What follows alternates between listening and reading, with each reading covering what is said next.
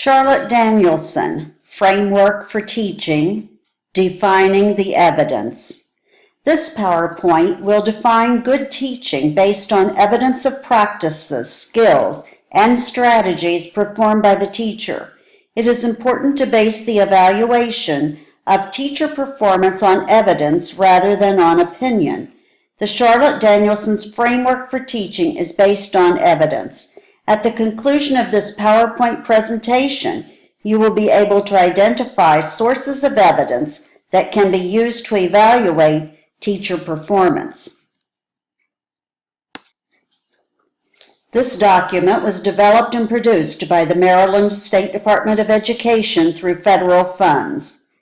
The Towson University Teaching Modules Development Team was led by Debbie Gartland, Project Director. Also on the team were Roberta Stroh-Snyder, Val Sharp, Michelle Pascoe, Lenore Chapman, Jessica Kirchen, Jessica Moore, Rebecca Malloy, and Darlene Fuster. Thank you to all the content experts and others who provided feedback on the teaching modules as they were under development, including Towson University faculty, staff, and teacher candidates, and school system and MSDE personnel. This PowerPoint is the third in a series of PowerPoints in the Danielson teaching module.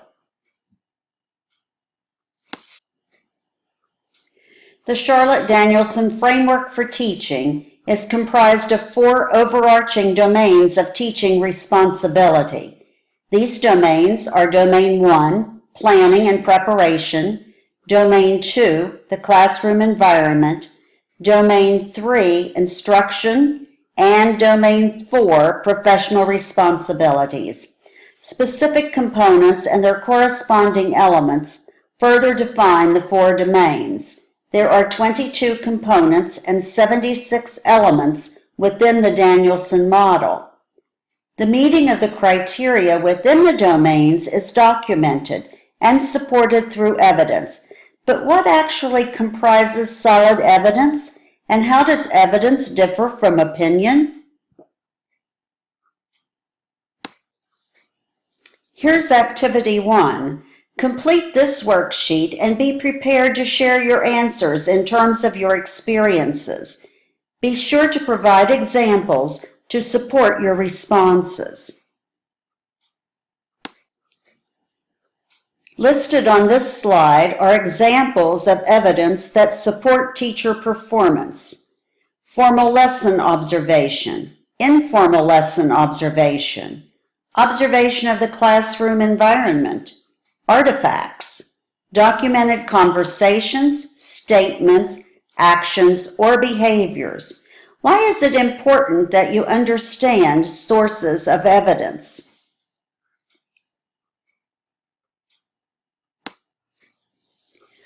Let's brainstorm specific examples for each source of evidence.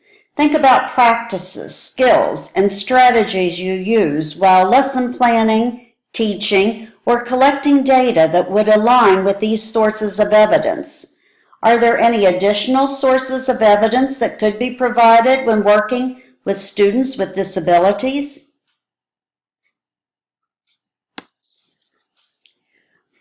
Why can't evidence be based on personal opinion, bias, or gossip? What are the ramifications of evidence being based on these criteria? Here's Activity 2. For this activity, let's divide into work groups. Your task is to decide whether the following 10 statements are examples of evidence or opinion.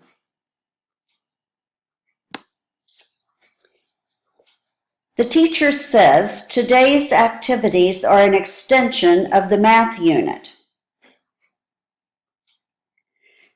The pacing of the lesson was slow, allowing for student restlessness, disengagement, and disruptive behavior.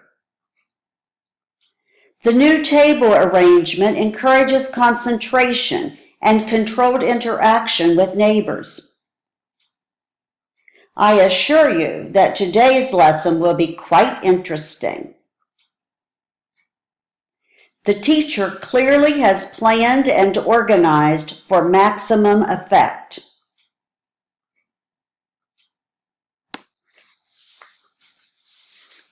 Here are 5 more statements. The last activity, discussion of the key scene, was rushed. The teacher said that the Civil War was a tragedy for U.S. civilization.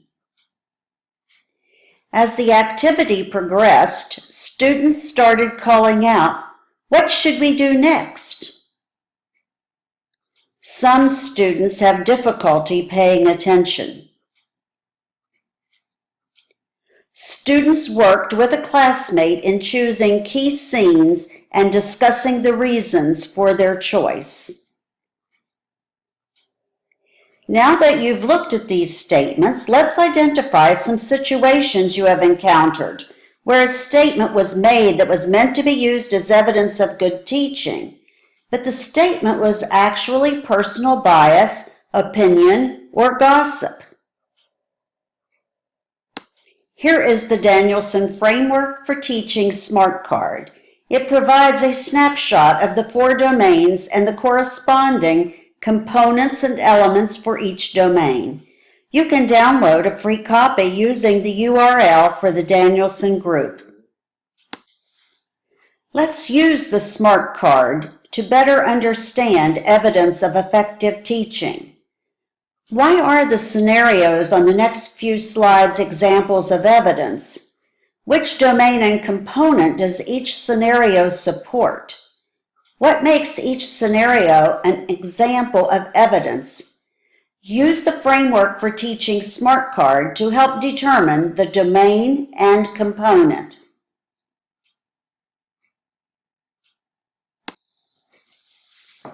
Here are additional scenarios. Here's Activity 3. This activity will allow you to delve into the components and elements more deeply. Let's divide into groups and complete charts. Answer the following question for each of the components.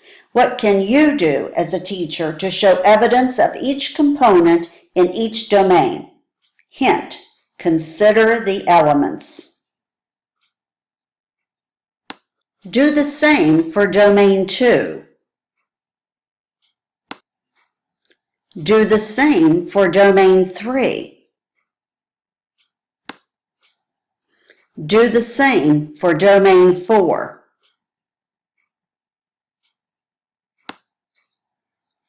Let's review.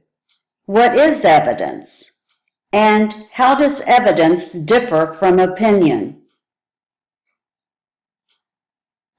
Here's Activity 4. See what information you can add to the chart you completed at the beginning of this PowerPoint.